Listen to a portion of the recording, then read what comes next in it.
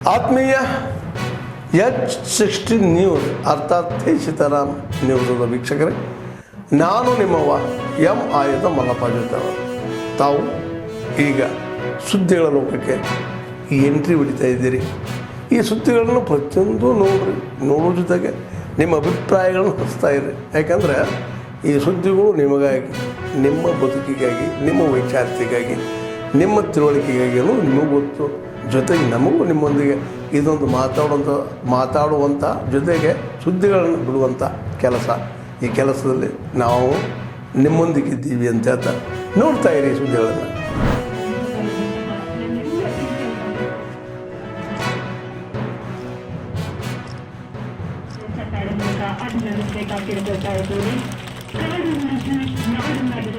ನೀವೆಲ್ಲರೂ ಕೂಡ ಭಾಗಿಯಾಗಿದ್ದೀರಿ.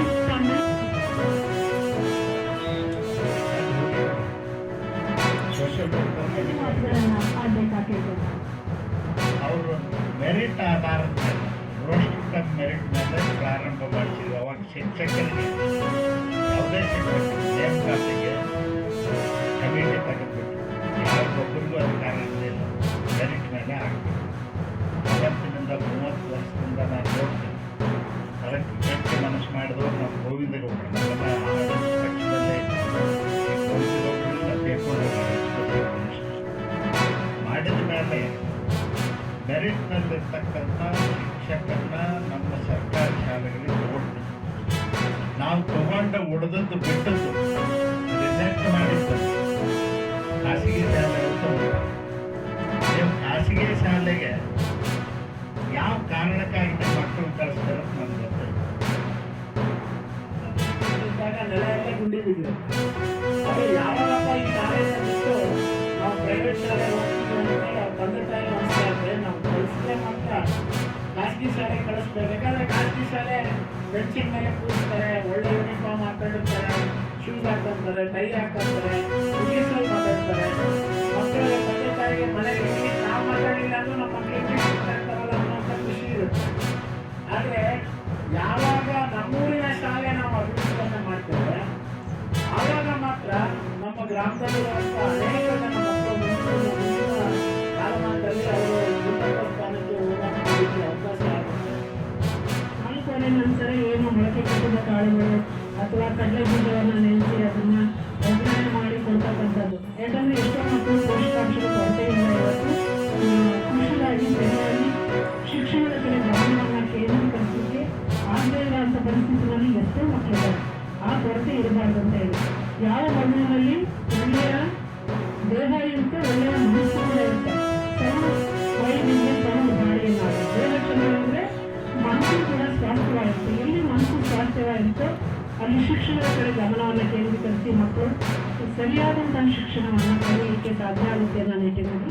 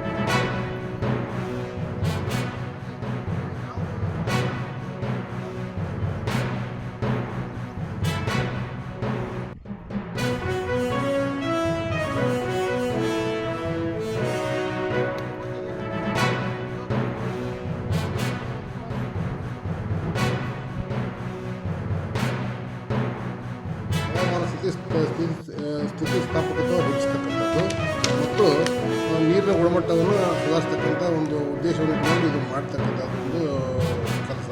ಇದನ್ನು ವಿವಿಧ ಯೋಜನೆಗಳು, ಗ್ರಾಮೀಣ ಉದ್ಯೋಗ ಖಾತ್ರಿ ಯೋಜನೆ ಇರ್ಬೋದು ಅಥವಾ ವಿವಿಧ ಇಲಾಖೆಗಳ ಯೋಜನೆಗಳನ್ನು ಸೇರಿಸಿಕೊಂಡು ಒಟ್ಟಾರೆಯಾಗಿ ನಾವು ನಮ್ಮ ಜಿಲ್ಲೆಯಲ್ಲಿ 11,971 ಕಾಮಗಳನ್ನು ನಾವು ಅನುಷ್ಠಾನಗೊಳಿಸಿದ್ವಿ.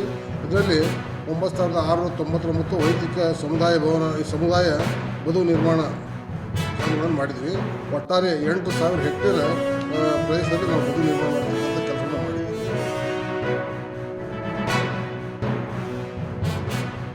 ಸದರಿ ಯೋಜನೆಗೆ ಸಹಕಾರ ಮಾಡಿದ ಎಲ್ಲ ಜನ ಸಮುದಾಯಗಳಿಗೂ ಹಾಗೂ ಮತ್ತು ಮೇಲಾಧಿಕಾರಿಗಳ ನಿರ್ದೇಶನ ಮೇರೆಗೆ ಸದರಿ ಕಾಮಗಾರಿಗಳನ್ನು ಅನುಷ್ಠಾನ ಮಾಡಿ ಪರಿಣಾಮಕಾರಿಯಾಗಿ ಗದಗ ಜಿಲ್ಲೆಯಲ್ಲಿ ಅನುಷ್ಠಾನ ಮಾಡಿದ್ದಕ್ಕೆ ಎಲ್ಲರಿಗೂ ನಮಗೆ ಮಾರ್ಗದರ್ಶನವಾಗಿದೆ. ಮತ್ತು ಹಾಗೂ ಮಾನ್ಯ ಸಚಿವರ ಸೂಚನೆ ಮೇರೆಗೆ ವಾಟರ್ ಕನ್ಸರ್ವೇಷನ್ ವರ್ಕ್ಗಳನ್ನು ಮತ್ತು ಗ್ರೌಂಡ್ ವಾಟರ್ ಟೇಬಲ್ ಹೈ ಮಾಡೋದ್ರಿಂದ ಸಮುದಾಯ ಪಾಲ್ಗೊಳ್ಳಿಕೆ ಹೆಚ್ಚಿಸಬೇಕು ಅಂತ ಅವರು ನಿರ್ದೇಶನ ಮೇರೆಗೆ ನಾವು ಆ ಸದರಿ ಯೋಜನೆಯನ್ನು ಯಶಸ್ವಿಗೊಳಿಸುವಲ್ಲಿ ಸಹಕಾರಿಯಾಗಿದ್ದೀವಿ. ನಮ್ಮಲ್ಲಿ ಕಳೆದ ಸಾಲಿನಲ್ಲಿ ಸುಮಾರು ಸಾವಿರಾರು ಎಕರೆ ಹೊಲಗಳಲ್ಲಿ ಈ ಬದು ನಿರ್ಮಾಣ ಕಾಮಗಾರಿಯನ್ನು ಕೈಗೊಂಡು ಇದರಿಂದ ನಮ್ಮ ರೈತರಿಗೂ ಸಹಿತ ಒಳ್ಳೆಯದಾಯಿತು, ಜೊತೆಗೆ ನಮ್ಮ ಕೂಲಿಕಾರರಿಗೂ ಸಹಿತ ಅವರಿಗೆ 100 ದಿನಗಳ ಕೂಲಿ ಕಳ್ಳಿಕ್ಕೂ ಸಹಿತ ಸಹಾಯಕವಾಗಿದೆ. ಪ್ರತಿ ನಾವು ಎಕರೆಗೆ 10ರಿಂದ 15 ಕಟ್ಟೆಗಳನ್ನು ಆ ಕಟ್ಟೆಯ ಪ್ರಮಾಣದ ಆಧಾರ ಮೇಲೆ ನೀರು ಇಂಗಿಸುವ ಕೆಲಸವನ್ನು ಮಾಡಿದ್ದೀವಿ. ಇದರಿಂದ ಅಂತರ್ಜಲವನ್ನು ಹೆಚ್ಚಿಗೆಯಾಗಿ ಸಾಕಷ್ಟು ಹಸಿರೀಕರಣ ಆಗಿರೋದರಿಂದ ಕೇಂದ್ರ ಸರ್ಕಾರ ಜಲಸಂಚಯನ ಯೋಜನೆಯಡಿ ಗದಗ ಜಿಲ್ಲೆಗೆ ಒಂದು ಪ್ರಥಮ ಸ್ಥಾನ ಬರಲಿಕ್ಕೆ ಸಹಿತ ಸಾಧ್ಯ ಆಯಿತು ಅಂತ ಈ ಮೂಲಕ ನಾನು ಹೇಳಬಯಸ್ತೇನೆ. ಆಳವಾದ ಓದು, ನಿರಂತರ ಪ್ರವಾಸ ಹಾಗೂ ಸೂಕ್ಷ್ಮ ಗ್ರಹಣ ಶಕ್ತಿಗಳು ಸಲ್ಲಿಸಿದ್ದಾರೆ. ಧನ್ಯವಾದಗಳು. ಮುಂದಕ್ಕೆ ಸ್ವಾಗತ ಮತ್ತು ಪ್ರಸ್ತುತ 8 ಬಾರಿ ಗೆದ್ದು ಬಂದು ರಾಷ್ಟ್ರದ ಇತಿಹಾಸದಲ್ಲಿ ದಾಖಲೆಯನ್ನು ನಿರ್ಮಿಸಿರುವ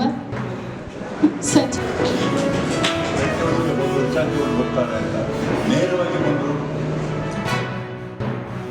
ಹೊರಟ್ಟಿ ಸಾಹೇಬರ ಹೆಸರು ಅಂದರೆ ಅವರು ಎಷ್ಟು ಮಂದಿಗೆ ಸಹಾಯ ಮಾಡಿದ್ರು ಅಂತ ಸಿಂಡಿಕೇಟು ಸೆನೆಟ್ ಸದಸ್ಯರಾಗಿ ಒಂದು ಕಪ್ಪು ಚುಕ್ಕೆ ಇಲ್ಲದೆ ಒಬ್ಬ ರಾಜಕಾರಣಿ ಇಷ್ಟು ವರ್ಷ ಬದುಕುವುದೆಲ್ಲ ಕಷ್ಟ. ಹಾಗೆ ನಾನು ಹೇಳ್ತಾ ಇದ್ದೆ, ನಾವು ಎಲ್ಲ ಪಕ್ಷಗಳ ಸ್ವಾತಂತ್ರ್ಯದ ಬಳಿಕದ 52ರ ಚುನಾವಣೆಯ ಬಳಿಕದ ಎಲ್ಲ ಪಕ್ಷದವರು ನಾವು ಕಂಡಿದ್ದೇವೆ.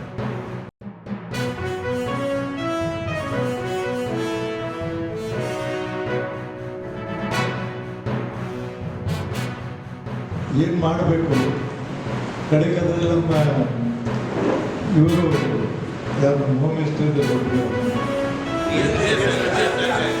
ಆಚಾರ್ಯ ಅವರು ಆಚಾರ್ಯ ಅವರು ಸಹಿತ ನಮಗೆ ಮುಂದಿದ್ದರು. ಆರಂಭದಿಂದಲೂ ಒಂದು ಹೊಸತಾದಂತಹ ಒಂದು ಚಿಂತನೆಯನ್ನು ಮಾರ್ಗವನ್ನು ನೀಡಿದಂತಹ ಬಸವರಾಜ ಹೊರಟ್ಟಿಯವರು ನೇರ ವಿಮಾನದಿಂದ ಇಳಿದು ಈ ಕಾರ್ಯಕ್ರಮಕ್ಕೆ ಬಂದಿದ್ದಾರೆ ಅಂತ ಹೇಳಿದರೆ ಕಾರಂತರ ಮೇಲಿನ ಗೌರವ ನಮ್ಮ ನಾಡು ಎಷ್ಟು ದೊಡ್ಡ ಮಟ್ಟಿಗೆ ತನ್ನಲ್ಲಿ ಧರಿಸಿಕೊಂಡಿದೆ ಅಂತ ಹೇಳುವುದಕ್ಕೆ ಸಾಕ್ಷಿ ಇವತ್ತಿನ ಕಾರ್ಯಕ್ರಮ ಬಂಧುಗಳೇ. ಇವತ್ತಿನ ಕಾರ್ಯಕ್ರಮ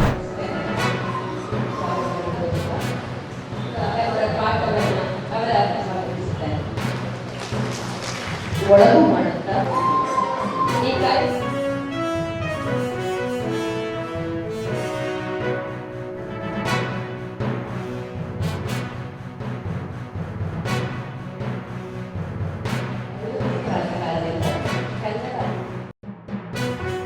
ಕನ್ನಡ ಭಾಷೆಯಲ್ಲಿ, ಹಿಂದಿ ಭಾಷೆಯಲ್ಲಿ, ಚೈನೀಸ್ ಭಾಷೆಯಲ್ಲಿ, ಜಪಾನಿ ಭಾಷೆಯಲ್ಲಿ, ಫ್ರೆಂಚ್ ಭಾಷೆಯಲ್ಲಿ, ಜರ್ಮನಿ ಭಾಷೆಯಲ್ಲಿ, ಇಂಗ್ಲೀಷ್ ಭಾಷೆಯಲ್ಲಿ ಬಂದರೂ ಕೂಡ ಅದರ ಕಂಟೆಂಟ್ ಒಂದೇ ಇರ್ತದೆ. ಅದು ಭಾಷಾ ರೂಪದಲ್ಲಿ ಬೇರೆ ಪ್ರತ್ಯಕ್ಷ ಆಗ್ತದೆ, ಆದರೆ ಅದರ ಕಂಟೆಂಟ್ ಒಂದೇ ಕಂಟೆಂಟನ್ನು ಆ್ಯಪಲ್ ತಾನು ಕೆಲಸ ಮಾಡುತ್ತಿರುವ ಮೂಲ ಕಂಪನಿಯ ಕೇಂದ್ರದಲ್ಲಿ ಕುಳಿತು ತಯಾರು ಮಾಡ್ತದೆ. ಜಗತ್ತಿನ ಬೇರೆ ಬೇರೆ ಭಾಷೆಗಳಲ್ಲಿ ಅದು ಪುನರ್ಸೃಷ್ಟಿಯಾಗಿ ನಮ್ಮನ್ನು ತಲುಪ್ತದೆ. ಕೂಡ ಸರ್ಕಾರ ಹಾಗೆ ಮಾಡಬೇಕು ಹೀಗೆ ಮಾಡಬೇಕು ಅಂತ ನಾವು ಮಾತನಾಡೋದು ದೊಡ್ಡದು, ಮಾತನಾಡ್ಬೋದು ಈಸಿಯಾಗಿ. ಆದರೆ ಮನೆಗಳಲ್ಲಿ ಯಾವ ಮಟ್ಟದಲ್ಲಿ ನಾವು ಕನ್ನಡವನ್ನು ಬಳಸ್ತಾ ಇದ್ದೀವಿ, ಪುಸ್ತಕ ಪ್ರೇಮ ಇದೆಯಾ, ಕನ್ನಡವನ್ನು ಮಾತನಾಡ್ತಾ ಇದ್ದೀವಾ, ಮಕ್ಕಳಿಗೆ ಕನ್ನಡದ ಬಗ್ಗೆ ಅಭಿಮಾನ ಉಂಟು ಅಂತ ಮಾಡ್ತಾ ಇದ್ದೀವ ಅನ್ನೋದು ನಾವು ಯಾರೂ ಮಾಡ್ತಾ ಇಲ್ಲ. ಹಾಗಾಗಿ ಪ್ರತಿ ಮನೆಗಳಲ್ಲೂ ಕೂಡ ಮನೆಯ ದೇವರನ್ನು ಎಷ್ಟು ಭಕ್ತಿಯಿಂದ ಭಾವದಿಂದ ಪೂಜಿಸ್ತೀವೋ ಅದೇ ರೀತಿ ಕನ್ನಡ ಭಾಷೆಯನ್ನು ಕೂಡ ಮನೆಯ ದೇವರಂತೆ ಭಾವಿಸ್ಕೊಂಡ್ರೆ ಕನ್ನಡ ಬೆಳೀತದೆ. 2 ವರ್ಷದ ಹಿಂದ್ಗಡೆ ಒಂದು ಕಂದಾಯ ಇಲಾಖೆ ಮತ್ತು ಕನ್ನಡ ಅಭಿವೃದ್ಧಿ ಪ್ರಾಧಿಕಾರ ಒಂದು ಸರ್ವೆ ಮಾಡ್ತಿದ್ವಿ ಸರ್. ಬೆಂಗಳೂರಿನಲ್ಲಿ ಎಷ್ಟು ಭಾಷೆಗಳು ಮಾತಾಡ್ತವೆ, ಒಂದು ಬೆಂಗಳೂರು ನಗರದಲ್ಲಿ ಮಾತ್ರ ಒಂದು ದಿನಕ್ಕೆ 116 ಉಪಭಾಷೆಗಳು ಮಾತನಾಡ್ತವೆ. ಒಂದು ದಿನಕ್ಕೆ 24 ಗಂಟೆಯಲ್ಲಿ ಬೆಂಗಳೂರಿನಲ್ಲಿ ಸರ್ಕಾರದ ಅಂಕಿಅಂಶ 116. ಆತ್ಮೀಯರೇ, ಎಲ್ಲ ಸುದ್ದಿಗಳನ್ನು ನೋಡಿದ್ರಲ್ಲ, ಏನು ಅನಿಸ್ತು ನಿಮಗೆ? ಇದರಲ್ಲೇ ನಿಮ್ಗೆ ಲೈಕ್ ಆಗಿರ್ಬೋದು, ಡಿಸ್ಲೈಕು ಆಗಿರ್ಬೋದು, ಕಾಮೆಂಟ್ ಬೇಡಪ್ಪ ಅಂತೂ ಅನಿಸಿರ್ಬೋದು, ಕಾಮೆಂಟ್ ಮಾಡಬೇಕಪ್ಪ ಅನಿಸ್ಬೋದು, ಶೇರ್ ಮಾಡಬಾರ್ದಪ್ಪ ಅನಿಸಿರ್ಬೋದು, ಮಾಡಬೇಕು ಅನಿಸಿರ್ಬೋದು. ಏನಾದರೂ ಆಗಲಿ ಶೇರ್ ಮಾಡ್ತಾಯಿರಿ, ಈ ನ್ಯೂಸ್ಗಳನ್ನ ಹಂಚ್ತಾ ಇರಿ, ಜೊತೆಗೆ ಇದಕ್ಕೆ ಸಬ್ಸ್ಕ್ರೈಬ್ ಆಗ್ತಾಯಿರಿ ಅಂತ ಹೇಳ್ತಾ H16 ನ್ಯೂಸ್ ಅರ್ಥಾತ್ ಹೇ ಸೀತಾರಾಮ್, ಇದು ಸತ್ಯದ ಕೈಗನ್ನಡಿ. ವಂದನೆಗಳು.